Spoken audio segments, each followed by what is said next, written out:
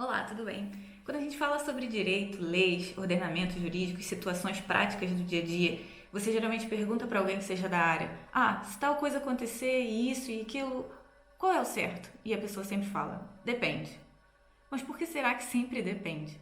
Por que será que não existe ali uma linha, algo que seja absoluto diante das mesmas circunstâncias? Acontece que o direito ele vai sendo influenciado pelas leis, pela doutrina, pela sociedade de maneira geral. Ele vai sendo criado para acompanhar também a sociedade, para legislar sobre aquilo que acontece. Então, existem formas com que o direito se apresenta nas sociedades. E isso evidencia como os resultados dos processos podem acontecer.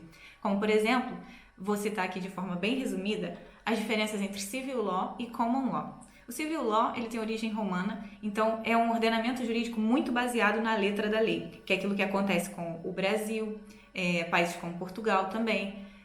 Eles se baseiam muito na letra da lei para definir o direito, para dizer o direito dentro do judiciário.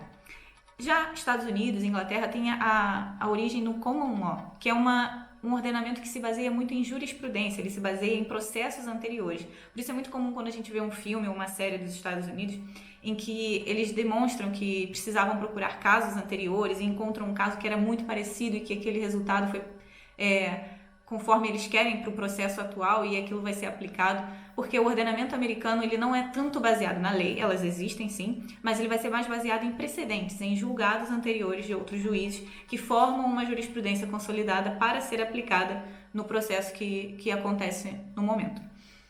E aí o que acontece? No Brasil, em 2015, nós tivemos nasceu o nosso novo Código de Processo Civil e ele trouxe muito dessa coisa da common law. É como se eu sinto que o ordenamento jurídico brasileiro ele já é uma mistura dos dois.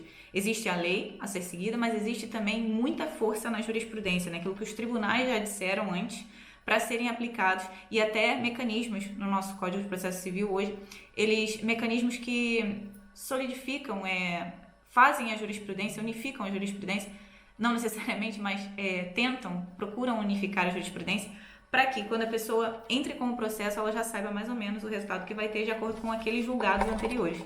E é por isso que muitas vezes, em determinados casos, um juiz vai julgar de uma maneira, outro juiz vai julgar de outra, vai interpretar de outra forma, vai ampliar a compreensão da lei, vai diminuir e por aí vai.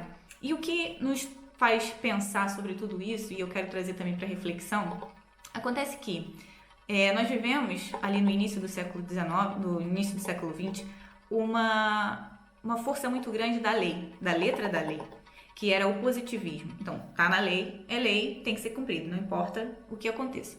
E isso deu base, as pessoas criticam, a crítica muito forte ao positivismo, é que o estrito cumprimento da lei dá base para que coisas como o que aconteceu na Alemanha na década de 30 e 40 aconteçam, porque tudo que ele fazia estava ali dentro da lei. Então era legal, mas era completamente imoral e feria diversos princípios e direitos fundamentais, direitos humanos.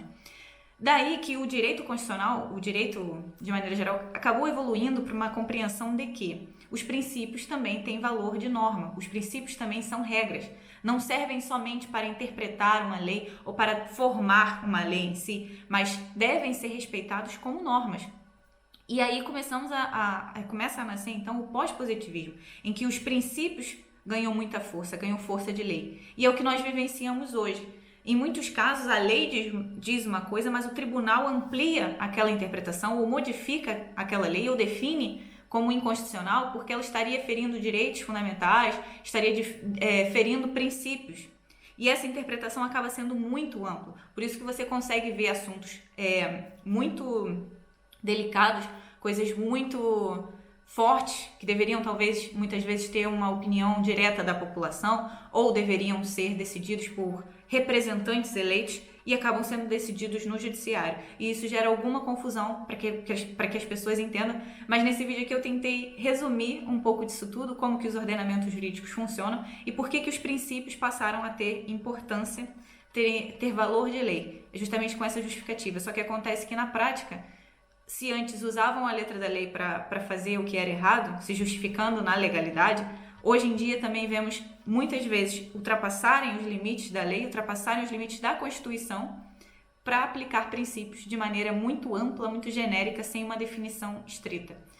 de onde a gente vai seguindo a nossa discussão aqui sobre direito, e eu trouxe um pouquinho dessa introdução também para conseguir entrar melhor no tema da minha tese, em que você vai compreender a importância de defender princípios e direitos que sejam realmente fundamentais, que protejam a dignidade da pessoa humana, e não ampliar tanto esse rol para alcançar coisas que não necessariamente devam ter uma proteção constitucional. Bem, deixa aqui nos comentários se você gosta desse tipo de vídeo, se você quer saber mais. Se você gostou, curte e compartilha com aquela pessoa que você sabe que estuda direito, para que a gente consiga ampliar mais e mais e acrescentar. Não só eu quero falar, mas eu também quero ouvir vocês, para que a gente consiga trazer mais temas como esse e discutir, criar discussões que sejam enriquecedoras e ampliem também os nossos conhecimentos. Nos vemos no próximo vídeo.